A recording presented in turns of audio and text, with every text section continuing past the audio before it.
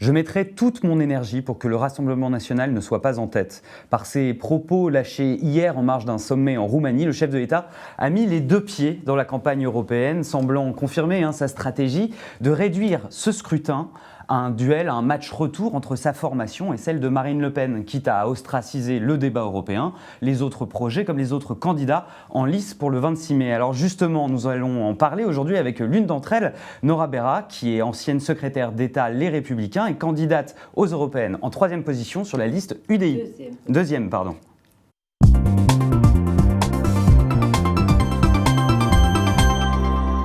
Deuxième position derrière Jean-Christophe Lagarde. Nora Berra, bonjour. Bonjour, merci de m'accueillir. C'est un plaisir. Puisque le chef de l'État, j'imagine que vous avez entendu ses propos hier comme moi, semble se satisfaire que ces européennes finalement se réduisent à un référendum pour ou contre sa personne, pour ou contre sa politique, pensez-vous comme Marine Le Pen qu'il devrait aller jusqu'au bout de la logique et en cas d'échec démissionner de ses fonctions le 27 mai? Je ne vais pas rentrer dans ce débat, si c'est logique ou pas. Je pense que c'est une grave erreur. Se livrer à un jeu de ping-pong entre Emmanuel Macron et Marine Le Pen, ce n'est pas digne d'un président de la République. Il n'est pas président de parti, il n'a pas de position à prendre en faveur d'un parti politique, il est président des Français. Et à ce titre, je trouve qu'il ne valorise pas l'Europe en réduisant le débat à un enjeu national. Et il ne valorise pas l'Europe. Pardon ? Il sort de son rôle, si vous voulez. Il sort, bien sûr, de son rôle. Nicolas Sarkozy, en son temps, n'avait pas joué ce jeu malsain. En 2009, il avait pourtant participé à des meetings, à des réunions publiques. Il n'avait pas signé le document de campagne en affichant sa photo sur le document de campagne. Mais il faut rappeler que la politique ne peut pas se résumer à cela. On n'est pas ici dans un premier tour de présidentiel. Il n'y aura pas de gagnant ou de perdant et il n'y aura rien d'autre à gagner derrière. On est dans un scrutin européen. Il y a un débat européen qui est loin des enjeux nationaux. Il y a une politique économique et sociale menée par Emmanuel Macron. On est pour, on est contre. Mais pour l'Europe, il y a un débat qui se livre à l'Europe et qui ne doit pas refléter les bisbilles internes à la France. Demain, ce sont des coalitions qui vont se former avec des rapports de force politiques. Et je déplore en effet qu'on confisque le débat. Moi, je dis à vos auditeurs, à vos spectateurs, que si vous voulez porter un projet pour l'Europe, soutenir un projet européen, mais que vous ne voulez pas cautionner effectivement la politique économique et sociale d'Emmanuel Macron, eh bien il y a la liste des Européens portés par l'UDI et moi-même. Alors justement, on est maintenant à 2 semaines du scrutin. Comment exister dans cette campagne quand on est de fait, comme vous, un acteur secondaire ? Alors, il n'y a pas d'acteur secondaire, en fait. Il faut laisser la liberté aux gens de choisir dans quelle liste ils se reconnaissent vraiment. Secondaire dans ce jeu qui s'est installé depuis plusieurs mois. Il est factice, c'est un débat factice qui est orchestré par les deux protagonistes, par Emmanuel Macron et par Marine Le Pen. N'oublions pas qu'il s'agit d'un scrutin européen et donc c'est une proportionnelle à un tour. Donc, les gens doivent se déterminer en fonction du projet, de l'ambition qu'on porte pour l'Europe. Dans les propositions qui sont faites. Donc vous avez le choix entre les eurosceptiques, ceux qui sont europhobes aussi et qui veulent même jusqu'au Frexit, ou ceux qui veulent porter un projet ambitieux pour l'Europe. Moi, ce que je constate, c'est que nous sommes... Vous semblez valider finalement cette dualité entre eurosceptiques et pro-européens ? Non, parce que nous incarnons effectivement une proposition, une offre politique qui est une alternative. Une alternative, nous sommes profondément européens parce que c'est l'héritage de ce parti centriste, l'UDI, Borloo, avant lui, Madame Simone Veil et Giscard d'Estaing. Qui semble être un peu récupéré par La République En Marche. Et je vais juste terminer par là. On est cette alternative et qui ne veut pas donner un chèque en blanc à Emmanuel Macron. Donc on est pour l'Europe, mais on ne cautionne pas sa politique. Alors vous disiez aujourd'hui qu'on instrumentalise. Oui, après... l'UDI, on a érigé la figure de Madame Veil parce que, de façon factuelle, elle a été la première adhérente à ce parti. C'est tout à fait factuel. Ce n'est pas une instrumentalisation. Après, quand je vois La République En Marche en faire des tonnes, je crois que tout ce qui est excessif devient insignifiant. Je voudrais terminer sur cette question par dire que Madame Veil est l'héritage de la France, avant tout. Moi, qui suis ancienne LR, j'ai travaillé avec Madame Veil pendant mes années gouvernementales. et c'est une figure de la France et de l'Europe, et c'est l'héritage, c'est un patrimoine national. Très bien. Voilà, on va essayer de resituer le débat. On est à 2 semaines du scrutin, donc, comme on l'a dit. Quand on voit cette campagne, vos anciens amis, les centristes, ont décidé de faire campagne avec le parti Les Républicains. Pour ce qui est du parti d'Agir, regroupant notamment les amis d'Alain Juppé, eux ont fait le pari de partir avec La République En Marche. Pourquoi avez-vous décidé, au contraire de ces 2 formations, de partir sous votre propre bannière ? Je voudrais rappeler que s'il y a un parti qui est en faveur de l'Europe, qui veut continuer cette construction, la transformer, la faire évoluer, la relancer, eh bien, historiquement, c'est à l'UDI que ça se passe. Anciennement l'UDF, aujourd'hui l'UDI. Je ne suis pas membre de ce parti, j'en parle avec d'autant de liberté, mais il faut reconnaître à César ce qui appartient à César. Donc c'est un parti historiquement pro-européen. Et à un moment donné... Votre argument est historique. Non, parce qu'on l'entend, hein, votre liste est foncièrement pro-européenne. Elle a l'ambition, je cite, d'attirer à vous aussi bien les descendants de Jacques Delors que les héritiers de Jacques Chirac. Excusez-moi, ça fait un peu penser à cet en même temps présidentiel. Qu'est-ce qui vous différencie finalement, véritablement, de La République En Marche ? D'abord, je voudrais dire que La République En Marche a commencé par faire un casting. Donc, ils ont fait une liste, on a attendu désespérément un projet, il est arrivé cette semaine, et on s'est dit, tout ça pour ça, tout ça pour ça. Aucun souffle, aucune ambition, aucune véritable impulsion justement donnée à l'Europe que nous souhaitons. Et puis, contrairement à cela, à l'UDI, ils ont commencé par travailler sur un projet.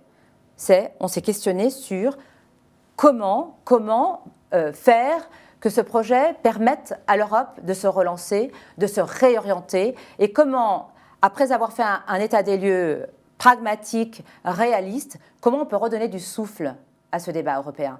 Donc une fois que le projet a été validé, ils ont cherché des personnalités pour porter et incarner ce projet. D'ailleurs, je vais quand même rappeler que sur notre liste Les Européens, l'ensemble des territoires sont représentés.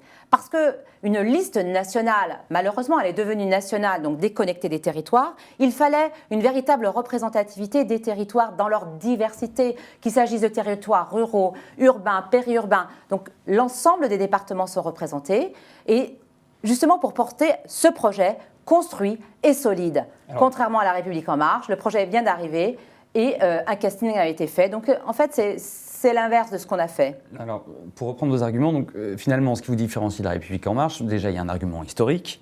Ensuite, c'est un problème de méthode, parce que La République En Marche a fait un casting avant le programme. Et finalement, vous mettez en avant aussi la force, la représentation des territoires sur votre liste, qui n'est pas présente sur La République En Marche. Vous admettrez l'ambition du projet. Vous admettrez cependant que la confusion est excusable. Vous allez, si jamais vous êtes élu, vous allez siéger au sein du, arrêtez-moi si je me trompe, au sein du groupe ALDE, comme La République En Marche. On verra. Ça, vous n'avez aucune certitude. Si, c'est ce qu'ils ont annoncé. Après avoir essayé de négocier avec des socialistes, puis alors ils ont été à la pêche, ils ont lancé la ligne et ils voient comment ils peuvent reconfigurer des Il n'y a pas plus tard que la semaine dernière, Jean-Christophe Lagarde, donc la tête de liste, le patron de l'UDI, disait être prêt à donner une seconde chance à Emmanuel Macron, au chef de l'État, après ses annonces pour sortir de la crise des Gilets jaunes. Mais la question c'est comment s'organise-t-on à travers cette élection, à envoyer le plus de députés pour l'Europe. La question, elle est là. Si nous faisons nos 5% au minimum, eh bien, nous aurons 5 députés. Et ces 5 députés qui seront en faveur de l'Europe et qui se mobiliseront pour réorienter cette Europe, qui apparaît comme une Europe de l'échec, une Europe opaque, lointaine des préoccupations des Français. Du coup, dans cet objectif, autant de députés en moins pour le Front National. D'accord, donc finalement ce que vous nous expliquez, c'est que dans cet objectif de faire le maximum d'eurodéputés pro-européens, vous êtes, bien que sur votre propre liste, vous êtes un allié de La République En Marche. Le but, c'est de faire, c'est une stratégie pour avoir le plus d'eurodéputés possible finalement. Il faut avoir le plus d'eurodéputés qui sont en faveur de l'Europe et qui veulent la faire évoluer. Donc, je ne sais pas encore si demain, une fois élus, nous siégerons dans le même groupe. Je n'en sais rien. Je n'ai aucune certitude de la part de la liste de La République En Marche. Donc, nous verrons. Mais si on peut diversifier effectivement les députés qui sont en faveur de l'Union européenne, eh bien c'est sain. c'est sain. Parce qu'à la fois, on respecte cette diversité d'opinions, une diversité de projets. Demain, on va continuer à travailler, on va négocier, on va se positionner, on va rechercher des compromis. Donc il faut avoir des députés qui croient en la construction européenne et des députés qui doivent être solides. En tout cas, nous, nos colistiers, et ceux qui sont prêts à aller travailler à cette construction et cette évolution, eh bien, ont des compétences et ils n'attendent que ça, de les faire valoir. Alors, sur le programme, une petite singularité de l'UDI, est-ce que vous êtes fédéraliste ? Mais la question ne se pose pas ainsi, en réalité. Moi, je vous la pose, la question. Mais moi, je ne suis pas membre de l'UDI, donc je le dis avec autant. Bien sûr. La question n'est pas de fait. Non, elle n'est pas fédéraliste. Ça ne veut rien dire en réalité. Ça a été longtemps dans la charte de l'UDI qui se présentait comme fédéraliste. Oui, mais qu'est-ce que ça veut dire ? Mais qu'est-ce que ça veut dire ? Moi, je dis simplement que. Le pouvoir et les compétences doivent aller à des institutions supra-européennes. Mais non, parce qu'il y a un principe, un bon enfin, supra-étatique, pardon. Un bon vieux principe qui s'appelle la subsidiarité. Ça veut dire la bonne décision au bon échelon. Il y a des politiques... Qui se réduit d'année en année depuis le début de l'Union européenne. Il faut le faire avec réalisme. Comment allons-nous mener ou relever les défis du climat si on est seul à l'intérieur de nos frontières nationales ? Comment allons-nous relever le défi de la technologie et de tout ce qui concourt à l'émergence de cette intelligence artificielle, si on est seul? Je veux simplement dire, sur la question de l'intelligence artificielle, quand les GAFA investissent, Google, 15 milliards d'euros, l'ensemble des États de l'Union européenne, c'est 8 milliards. Comment on va rivaliser avec ça? Sur le climat, comment on va lutter contre le continent plastique? Comment on va engager, impulser, devenir un peu le phare du monde en matière d'exemplarité pour la lutte justement contre les dérèglements climatiques? C'est dans un concert d'États au sein de l'Union européenne que nous pourrons le faire. Et puis, la question de la sécurité et de la protection de nos citoyens. Le terrorisme est une menace. On est très content de ne pas avoir eu de guerre pendant toutes ces décennies. Très bien, et l'Union européenne l'a permise. Mais aujourd'hui, la menace terroriste, elle est partout et elle peut intervenir à n'importe quel moment. Et l'Union européenne est là pour permettre la coordination entre États sur des politiques que seuls nous ne pourrons pas faire, ou elle est là pour mettre en œuvre des politiques et pour se doter d'une gouvernance qui permet justement de gérer les problématiques que les États ne peuvent pas faire seuls. La question migratoire également. Donc vous ne vous présentez pas. Moi, je ne suis pas fédéraliste. Très bien. Alors vous êtes aujourd'hui je suis pour la souveraineté et la subsidiarité. D'accord. Vous êtes aujourd'hui crédité entre 1,5% et 2,5% des sondages, soit on est allé jusqu'à 4 sur un sondage ELAB. Alors aujourd'hui entre 1,5 et 2,5, en deçà donc du seuil de remboursement. On sait qu'une campagne européenne coûte, selon l'expression consacrée, un pognon de dingue. D'où ma question, est-ce qu'en cas d'échec, si vous arrivez en deçà de ce seuil de 3%, l'existence financière de l'UDI sera remise en question? D'abord, vous êtes en train de faire une spéculation sur des sondages qui ne reflèteront pas la réalité du scrutin. Le soir du 26 mai. C'est une possibilité, vous me l'accorderez. Permettez-moi de penser que nous allons gagner. Donc le soir du 26 mai, nous compterons les bulletins avec les Français et nous verrons comment les équilibres politiques se feront demain au sein de l'Union européenne. Moi, je porte un projet avec beaucoup de fierté, derrière Jean-Christophe Lagarde, avec Louis Giscard d'Estaing, avec des colistiers, Olivier Mével, un expert en matière d'agriculture. D'ailleurs, l'agriculture, mais qui est la grande absente du projet de la République En Marche. Mais il n'a aucune attention à ces territoires. Très bien. Et donc ça, c'est une préoccupation. Donc nous fixons cet objectif de dépasser les 5% pour avoir au minimum les 5 élus qui siégeront demain. Alors, une dernière question, même si vous n'avez aucune certitude sur le domaine, mais il y a de fortes chances que vous siégez en Europe avec les élus de la République En Marche. Jusqu'à présent, l'UDI siégeait au niveau local, principalement avec les Républicains. Quelle sera votre ligne lors des prochaines municipales ? Écoutez, c'est pas mon propos aujourd'hui. Non, mais c'est pas mon propos aujourd'hui. En réalité, nous aurons le temps de penser aux municipales derrière. Aujourd'hui, l'enjeu est européen et je crois qu'il faut laisser le temps au débat européen de s'installer. Il a déjà beaucoup tardé à se mettre en place. Cette semaine, on commence à parler d'Europe. Je crois qu'on peut se donner jusqu'au 26 mai. Et ensuite, on parlera d'autre chose. Très bien, merci beaucoup pour vos réponses. C'est maintenant l'heure de vos propres questions qui vont être relayées et posées par Julie Coulon-Profisi.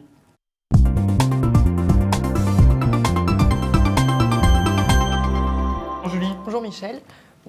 Charles, pardon, n'importe quoi. Bonjour Nora Vera. Bonjour. Alors, une première question de Constantias, une question assez précise. Quel est votre programme pour protéger les enfants des placements abusifs en France et en Europe? Les enfants, pardon? Les enfants des placements abusifs en France et en Europe. Donc les enfants placés en fait. Je pense qu'il va falloir qu'on travaille sur des sujets qui tiennent à cœur des Français. Bien sûr que la question de la coercition n'est pas la bienvenue et je crois que la chose qui doit primer, c'est l'intérêt de l'enfant. Moi, je suis profondément attachée aux libertés individuelles, en particulier ceux des enfants qui sont sous des tutelles. Et donc, il faut avoir effectivement une attention particulière et travailler avec les acteurs pour mettre en place des dispositifs, un cadre qui permette justement de respecter le droit de ces enfants. Alors une autre question de Philippe, autre question, autre sujet. Quelle est votre position, la position de l'UDI, sur la venue sur notre sol de migrants? Alors la question des migrants fait partie de notre programme, en effet. Vous avez vu la disparité des positions chacune nationale au sein de l'Union européenne. On ne peut pas continuer comme ça. Donc nous disons qu'il nous faut une agence européenne pour les migrations. Précisément, les coordinations n'ont pas suffi. Donc il faut une agence européenne dédiée à la question migratoire parce que les flux arrivent. Donc il y a la question des migrants économiques. Et cette agence doit gérer le respect de la souveraineté des États dans ce qu'ils peuvent accueillir comme migrants. Donc le profil des besoins, le nombre aussi. Et puis d'un autre côté, nous devons harmoniser les règles des demandes de droit d'asile. Et ensuite, chaque État se détermine sur la capacité d'accueil de ces demandeurs d'asile et que nous répartissons en effet ces règles à l'échelle du territoire. Mais ça ne suffit pas sur la question des migrants. On ne peut pas gérer uniquement les flux si on n'intervient pas en amont sur les raisons qui poussent ces gens à se déplacer. Donc, moi, j'appelle ça un pacte d'avenir pour l'Afrique, puisque ce sont les pays d'origine de ces migrants. Il faut qu'on déploie des politiques de coopération avec le continent africain. Et on le dit, d'ailleurs Jean-Christophe Lagarde l'a dit, pour que ces 2,5 milliards d'Africains d'ici quelques années deviennent nos clients et pas des migrants. Alors, pour revenir sur cette agence, donc, finalement vous voulez transférer la compétence des États sur la gestion de leurs frontières à une agence qui sera supranationale et qui sera européenne. Alors la gestion des frontières extérieures était extrêmement importante là-dessus parce que Simone Veil, en son temps, déjà dans le débat européen de 1989, elle préconisait la mise en place d'un corps de garde-côtes et de garde-frontières. Et on ne l'a pas fait pendant... Mais Frontex est absolument insuffisant. 13 000 kilomètres de frontières, 600 agents. Donc on parle de renforcer Frontex. La question est la gouvernance aussi. Macron, il propose renforcer tout le monde. Et ce n'est pas une gouvernance nationale que vous voulez, c'est une gouvernance au-dessus des États. C'est obligatoire, mais bien sûr. Parce qu'aujourd'hui, il y a Frontex, ce sont des agents européens. Mais ils dépendent de la bonne volonté politique des États. Il faut doter d'un vrai budget et d'une vraie gouvernance pour que cet organe puisse agir là où il se doit, avec les moyens qu'il faut. Alors, aujourd'hui, c'est le jour du dépassement de la Terre, donc ça veut dire que les Européens ont épuisé toutes les ressources que la Terre peut offrir en un an. Quelle serait votre première mesure en termes d'écologie? Première proposition? Déjà, sur la question des pesticides, par exemple, il y a 300 substances qui sont interdites dans la fabrication, la production de nos aliments. Eh bien, si nous taxons tous les produits, nous interdisons l'importation des produits qui comportent l'un des 300 agents polluants, eh bien, nous aurons bien avancé sur une question et nous proposons de mettre en place un règlement là-dessus. Donc nous voulons mettre en place une législation qui interdise l'importation de produits. Il s'agit de questions de santé publique, parce que la santé dépend de ce que nous mangeons, et c'est une question aussi de concurrence pour nos agriculteurs, parce qu'eux n'ont pas le droit d'utiliser certaines substances, or on importe des produits qui utilisent ces substances. Donc il y a quelque chose qui ne va pas, qui tourne pas rond. Ce qui est directement lié avec différents traités de libre-échange, notamment qui ont été le CETA, vous êtes contre ces traités de libre-échange? Mais je suis contre le laxisme et de la naïveté de l'Europe.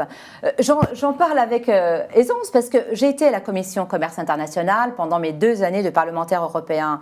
Et j'arrive en commission et on parlait du traité de libre-échange avec les États-Unis. Et rappelez-vous l'exception culturelle. On avait peur que la création artistique françaises soient prises en otage, en tout cas soient piégées par la production américaine. Eh bien, on a fait voter à une voix l'exception culturelle en commission commerce international. Et l'avis favorable à la commission a permis d'avoir un vote, de l'adopter justement en séance plénière. Donc, bien sûr, c'est du travail d'influence, de conviction et de compétence aussi. Il faut le dire. Quand on croit et qu'on défend avec des arguments, eh bien, on arrive à convaincre. Alors c'est Farouk, un habitué du chat Facebook pour le talk, qui vous pose la question, est-il difficile de monter un programme européen avec la situation de l'Angleterre qui est toujours aussi floue ? En tout cas, l'exemple de l'Angleterre est à valeur d'exemple, en vérité. Parce que quand on voit la situation de l'Angleterre et où elle se trouve, on se dit, surtout pas ça pour nous. Et tous ceux qui prônaient de sortir de l'Union européenne, même Marine Le Pen ne veut plus sortir de l'Union européenne, mais elle est contre l'Europe. Donc, allez chercher l'erreur.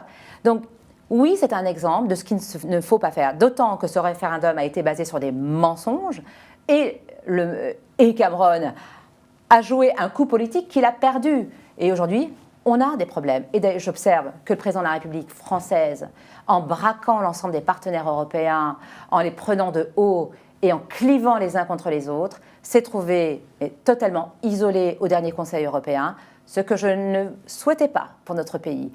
La France, pays cofondateur de l'Union européenne, doit avoir un leadership, doit pouvoir user de sa diplomatie et de cette force de persuasion pour engager les partenaires avec nous. Et malheureusement, le 26 mai, nous aurons des listes anglaises et nous aurons des députés brexiteurs. Alors pour vous, la politique d'Emmanuel Macron a pour effet de marginaliser la position de la France au niveau européen ? Elle y concourt. Je trouve que le couple franco-allemand aujourd'hui est affaibli.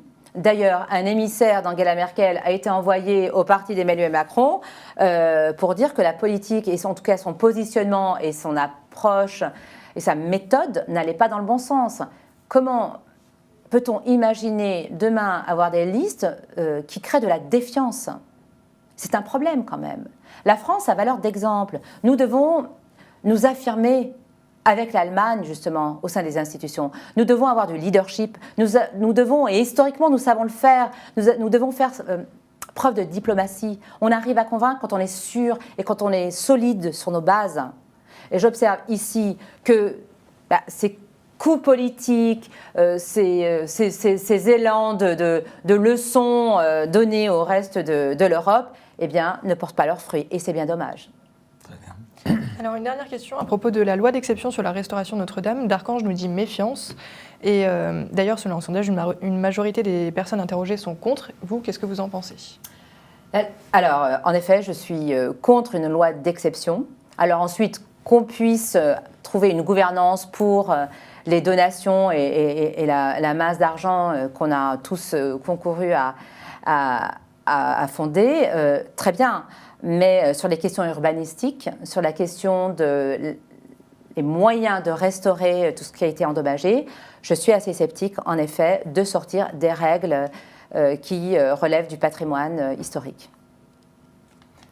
Très bien. Bon, merci beaucoup Julie, merci beaucoup Nora Berra. Merci à vous. Et merci beaucoup de nous avoir suivis. On vous donne rendez-vous dès lundi prochain pour un nouveau Talk Le Figaro.